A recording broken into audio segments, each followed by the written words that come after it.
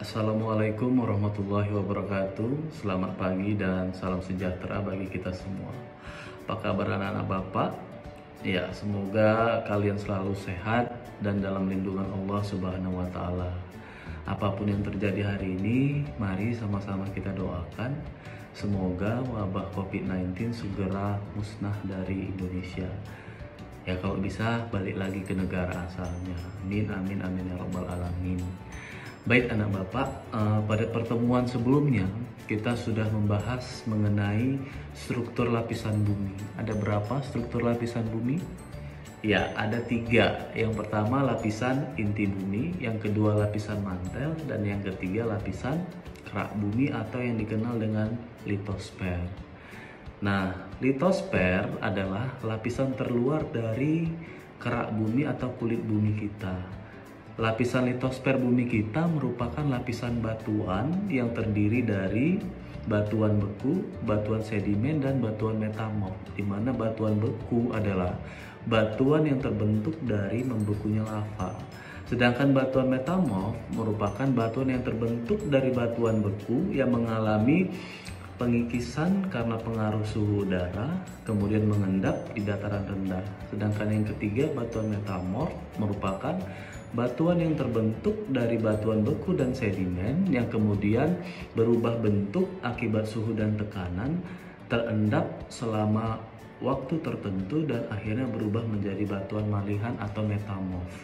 Nah, hari ini anak-anak Bapak sekalian, kita akan membahas mengenai tenaga geologi. Apa itu tenaga geologi?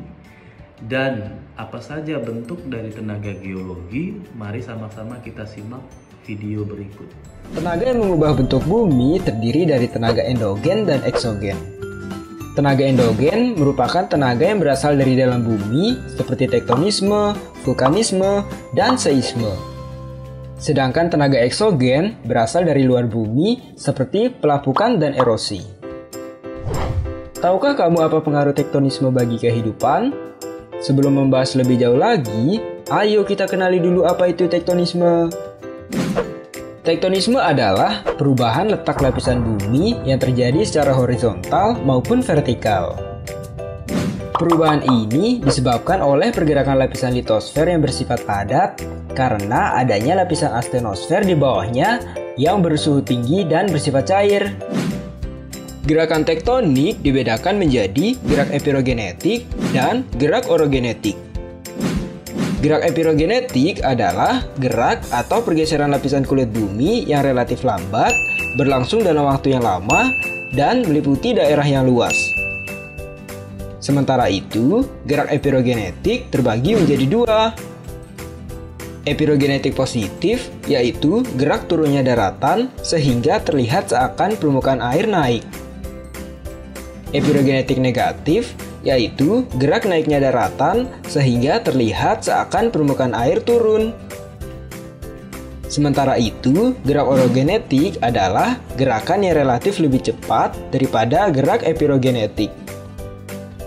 Gerak orogenetik disebut juga sebagai gerak pembentuk pegunungan.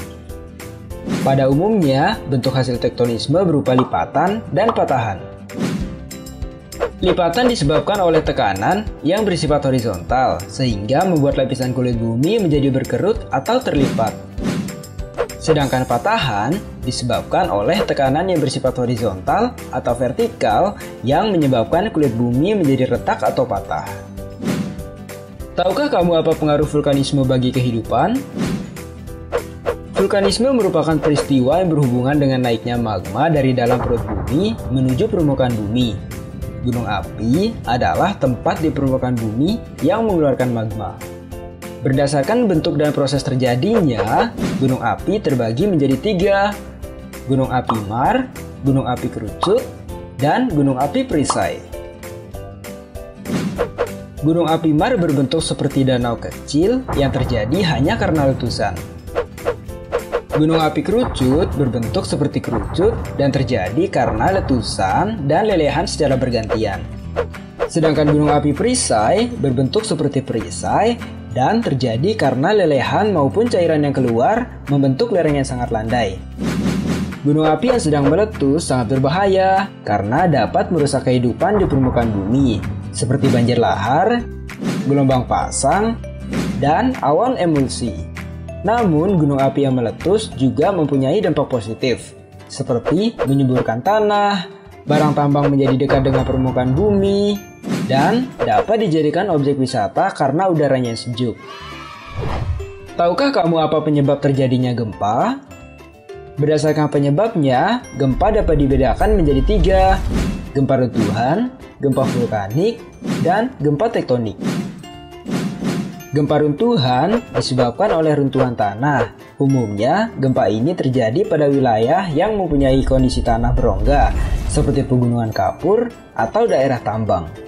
Gempa vulkanik terjadi karena meletusnya gunung api yang disebabkan oleh tekanan gas dari dalam sumbat kawah. Sedangkan gempa tektonik disebabkan oleh pergerakan lempeng tektonik yang mengalami pelipatan atau patahan. Nah, itu dia sedikit pengetahuan tentang dinamika litosfer. Baik anak-anak bapak sekalian, dari video pembelajaran tadi silahkan kalian buat peta konsep dan video singkat yang berisi tentang penjelasan dari materi pembelajaran kita hari ini. Saya tunggu sampai 11.30 paling lama, dan akan saya umumkan video terbaik beserta kesimpulan dari materi pembelajaran kita hari ini. Terima kasih atas perhatiannya. Assalamualaikum warahmatullahi wabarakatuh.